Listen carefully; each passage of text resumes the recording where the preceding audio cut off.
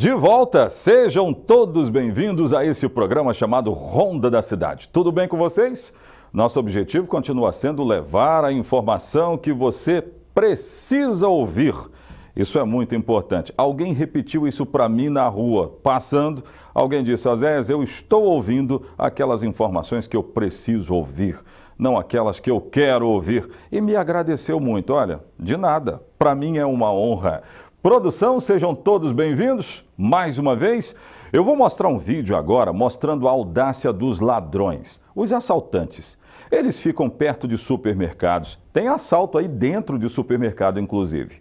Mas o que eu vou mostrar agora vai ser narrado por um vizinho. O vizinho lá de Jacaraípe. Jacaraípe, muito obrigado pelo carinho de todos vocês. Estamos aqui na sede da Record News e da TV Sim, cidade de Linhares, representando esse norte do estado, mas trazendo as demandas de vocês aí em Jacaraípe também. Olha só, bandido estava ali perto de uma casa, de repente procurando uma vítima que pudesse atacar. Isso aconteceu no último sábado, mas as imagens foram liberadas hoje de manhã, com a narração de um vizinho que se disse indignado com a história e cobrou providências. Dá só uma olhada como aconteceu. Põe no ar. Mais um roubo aqui em Jacaraípe. Na tarde do dia 1º de setembro, o indivíduo acabou de passar e nisso o morador está saindo com o carro dessa garagem. Avalie que daqui a alguns segundos ele vai retornar e nisso pegará o morador desprevenido.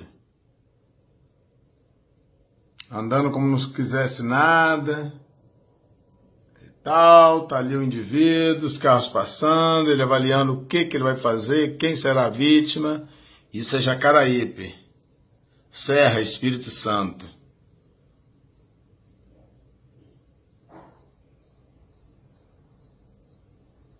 Arma na bolsa.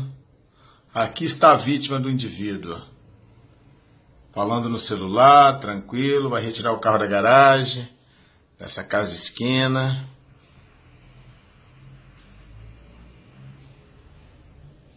Aí o ladrão volta novamente, passou uma moto por ele está perdido, não sabe o que ele faz.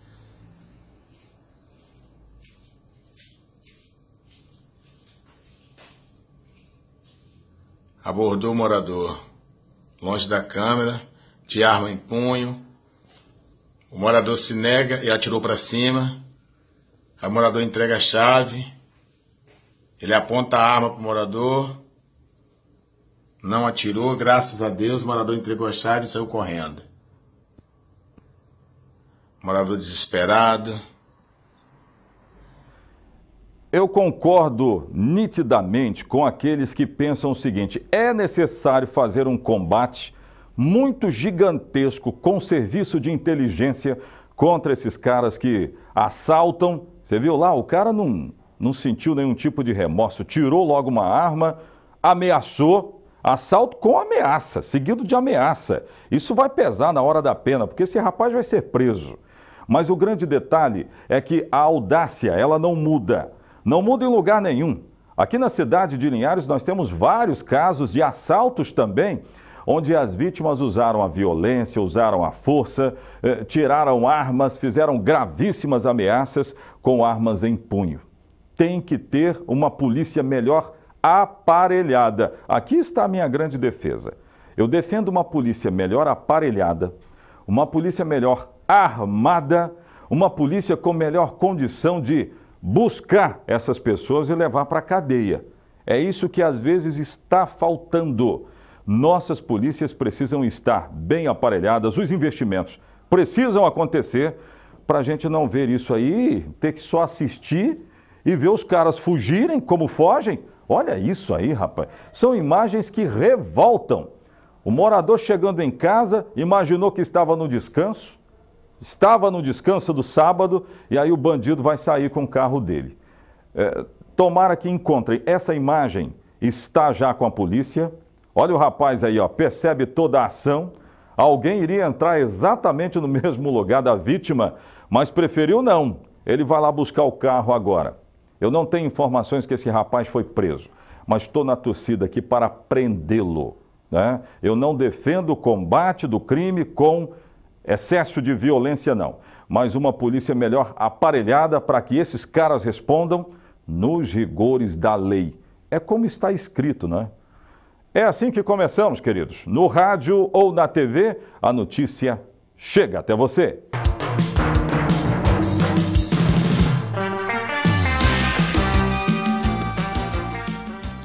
Gente, olha, participe conosco do nosso programa através das redes sociais. É gigantesca a participação de Linhares, Rio Bananal, Soretama, galera de Jacaraípe, né, rapaz?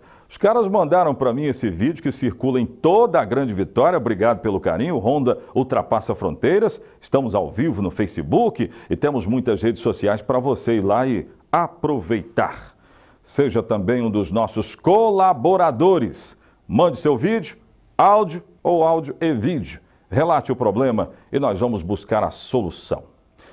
Por falar em solução, hoje eu acompanhei uma manifestação, mais uma manifestação, na porta do escritório da Fundação Renova, que aqui está representando a Samarco.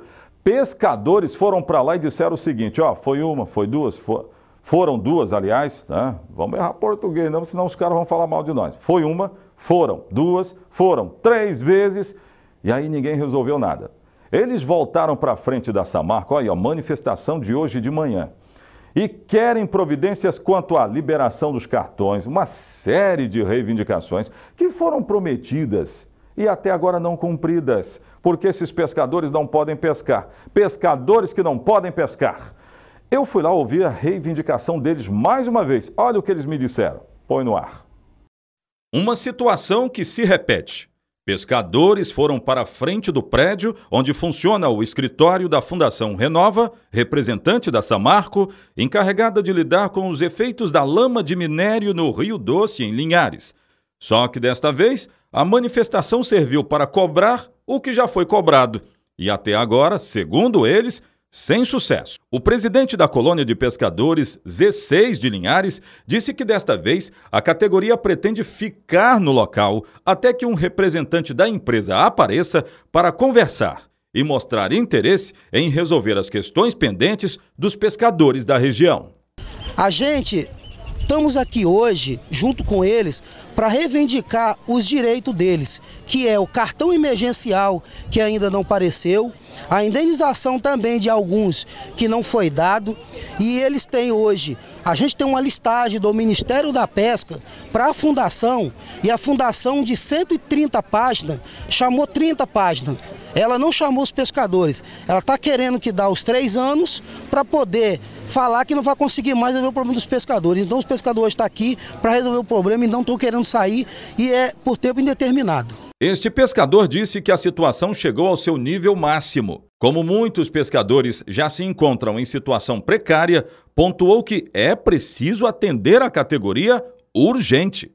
E até agora eles não tomaram nenhuma providência. Então nós queremos que eles tomem essa providência de liberar o cadastro pessoal de Soretama para que recebam a indenização e o cartão emergencial. E nós também queremos que libere todas aquelas pessoas que já são de carteira de pescador, que realmente comprovam que são pescador, que ainda não recebeu, né, a sua indenização. Já este outro pescador disse que benefícios considerados básicos, mais simples, também estão sendo negados. E apontou o porquê. Um problema que também precisa ser resolvido imediatamente. Peço a vocês, televisão, que nos ajude nessa situação aí.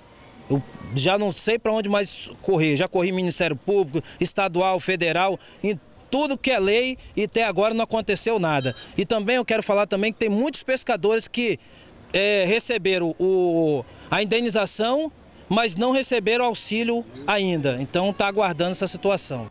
Tem coisas que são básicas, que já deveriam ser aceitas logo de primeira. Tem outras que passam exatamente por trâmites burocráticos. Mas o que a gente está vendo aí não tem nada a ver com trâmites burocráticos, basta apenas ter boa vontade. Enquanto nós estivemos lá, nenhum integrante da Renova desceu para conversar com os pescadores. Nós estamos de portas abertas para que a Samarco, né, possa utilizar esse espaço para falar sobre esta manifestação. que aconteceu hoje de manhã. Ó, daqui a pouco eu vou continuar falando sobre a Renova, o trabalho da Renova, mas não necessariamente direto a ela não. Juiz aqui da cidade determinou recolhimento de passaporte e também de CNH de diretores da Samarco. Foi por causa do descumprimento, né, produção, da construção da barragem no Rio Pequeno, que impediria a água com lama de entrar no Rio Pequeno, uma confusão. Agora, o juiz Tiago Albani tomou uma decisão de recolher a CNH e os passaportes de diretores dessa empresa, aqueles que têm direito a voto. Pode voltar aqui para mim. Próximo bloco, eu vou trazer essas informações. Fiquem conosco, Ronda volta já já.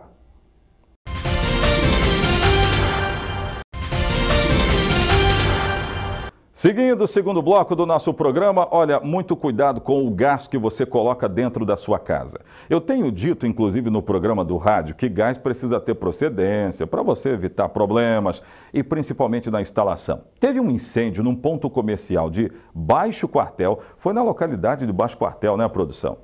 E lá o Corpo de Bombeiros esteve, registrou e disse que a principal suspeita, o gás pode ter vazado e provocado o incêndio. Veja aí, põe no ar. O incêndio começou por volta de meio-dia neste pequeno ponto comercial no distrito de Baixo Quartel, interior de Linhares. O comerciante, que havia alugado o espaço há poucos meses, estava no local e teve que ser levado para o hospital após inalar muita fumaça. 2 minutinhos que eu estava ali sentado, mais ele e minha esposa ali e meu filho.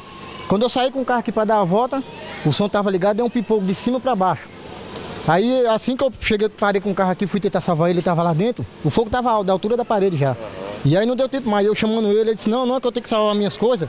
Aí veio o rapaz do mercado, 2 extintores aqui por dentro e 4 por trás, tentar apagar. Mas mesmo assim não conseguiu, um negócio de meia hora para poder conseguir apagar o fogo. O fogo alastrou rápido? Rapidinho, negócio de 3 minutos. 3 minutos tomou conta de tudo. E se não fosse nós, aí não tinha nada mais, tinha acabado com tudo. E ele tinha morrido lá dentro. Além de usar o espaço para vender a mercadoria, o comerciante morava aqui. O fogo destruiu tudo o que ele tinha. O Corpo de Bombeiros teve dificuldades para chegar ao local, distante cerca de 20 quilômetros do centro de Linhares.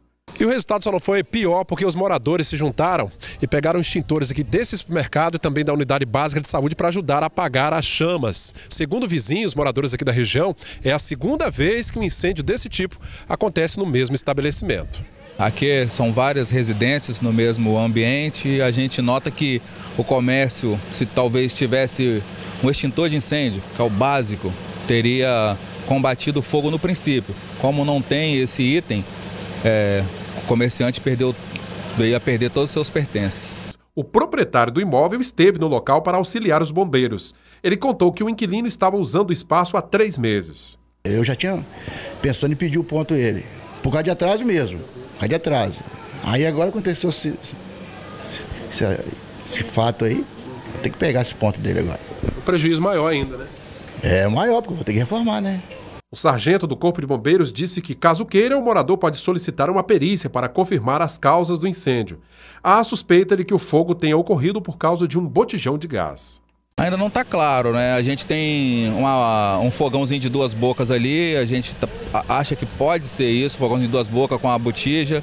A válvula de alívio da botija, ela saiu, a gente entende que deve ter tido um sobreaquecimento ali na botija. Aquela válvula do gás, ela tem validade, inclusive. A válvula, sim, o registro ele tem validade. Mas o registro ali, na temperatura, chegou a derreter. A válvula da botija que está danificada ali é uma válvula de alívio. O que é a válvula de alívio? Se a botija for explodir com 100 graus de temperatura, por exemplo, essa válvula ela é projetada para quando der 70 graus ela se romper para que não aconteça a explosão. Fica a dica, tome cuidado com o gás, a instalação do gás que você faz na sua casa, no seu comércio, isso é muito importante.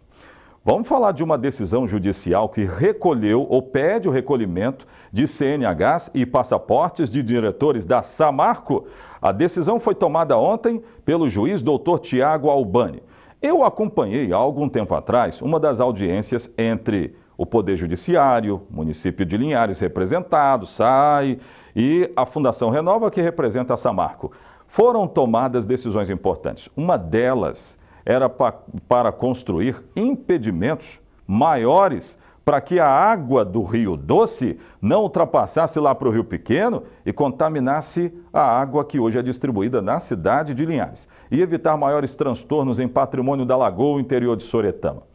O juiz Tiago Albani entendeu que, olha, as determinações não foram cumpridas e tomou a decisão de mandar recolher passaporte e CNH de diretores que têm poder de voto na Samarco. Veja aí, põe no ar. O juiz da Vara da Fazenda Pública, Registros Públicos e Meio Ambiente de Linhares, Tiago Albani de Oliveira, determinou o bloqueio e a apreensão de passaporte e CNH de todos os diretores da empresa Samarco. O magistrado determinou ainda a aplicação de 2 multas por ato atentatório à dignidade da jurisdição e 3 multas por litigância de má-fé, somando-se aproximadamente 10 milhões de reais.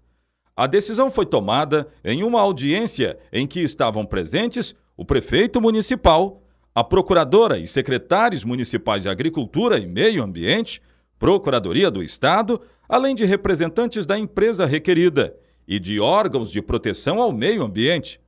O advogado da empresa impugnou a presença da imprensa na sala onde foi feita a audiência, mas o magistrado indeferiu, por entender que trata-se de uma audiência pública e que a presença da imprensa é um direito constitucional. Além disso, o juiz aplicou uma multa diária de R$50 mil, que está incidindo desde o dia 28 de agosto, por dia. Tudo porque a Samarco não apresentou projeto para a construção das barragens definitivas com comportas na Lagoa Juparanã e na Lagoa Nova. A Justiça havia determinado a construção, mas a empresa não teria cumprido a determinação. Segundo os autos, o que se determina na sentença é a substituição de uma barragem precária, construída em menos de 48 horas. No local dessa barragem, se determina em sede provisória e na sentença, objeto de cumprimento provisório, a substituição de uma barragem estável de igual medida à que apresentava na época, de 11 metros de altura e na largura do próprio rio. Segundo a decisão do magistrado, não se trata de nenhuma obra megalomaníaca, mas tão somente a substituição das estruturas em suas exatas proporções. O objetivo é de diminuir os danos já existentes para evitar outros no futuro. Em sua defesa, a empresa requerida afirma que, para incomunicabilidade das águas, teria que construir uma barragem de 13 metros no Rio Pequeno, aumentando a atual estrutura em 3 metros, o que demandaria uma obra de grande extensão. Para o magistrado, esse raciocínio não procede, já que qualquer estrutura em altura e extensão superior ao do asfalto que passa adjacente à barragem é inexequível. O juiz entendeu então que, ao apresentar uma obra que não poderia ser realizada, a empresa requerida incorre em grave ato atentatório à dignidade da justiça, além de nítido ato pautado em má-fé. Por essas razões, o magistrado entendeu, por aplicar as multas, 20% sobre o valor da causa por ato atentatório à dignidade da jurisdição e 10% sobre o valor da causa por litigância de má-fé.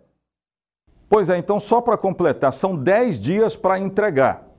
Nós não conseguimos manter contato hoje com a Fundação Renova, né, que também não atendeu aos chamados da imprensa. Integrantes da imprensa demandaram a Samarco, que é representada aqui pela Renova, para falar sobre essa decisão. Até agora, nenhuma palavra desta empresa com relação a esta decisão que está tomada.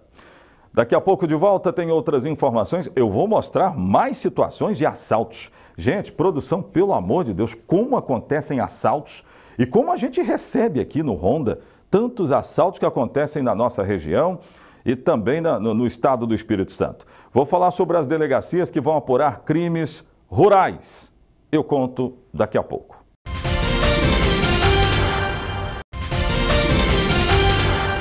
Estamos de volta com o nosso programa Terceiro Bloco. Eu já disse aqui que nós temos, anote aí, Delegacia da Mulher. Temos, né? Ok, temos. Temos também, produção, a Delegacia do Menor. Temos, ok? Então tá lá. Segura aí que vem mais uma. a delegacia que vai apurar crimes rurais, para ser instalada em cidades interioranas, cuja base é também rural. Isso vai acontecer. Tem imagem aí? Coloca a imagem de um município que eu vou citar aqui um dos exemplos. E a importância também, a importância de uma delegacia dessa. Cidade de Rio Bananal, olha aí, ó.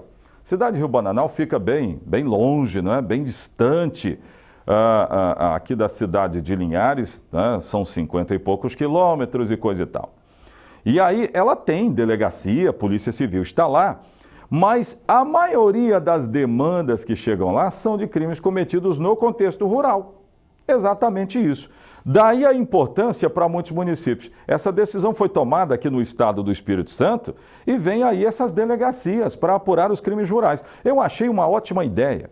Para Rio Bananal, então, vai ser ótimo. Eu estou dando o exemplo de Rio Bananal, mas tem outros municípios que são rurais e que têm a presença da Polícia Militar, tem a presença da Polícia Civil, mas não tem uma delegacia específica para apurar esses crimes rurais. Portanto, vem aí as delegacias para apurar crimes rurais. Eu acho que esta é uma excelente ideia.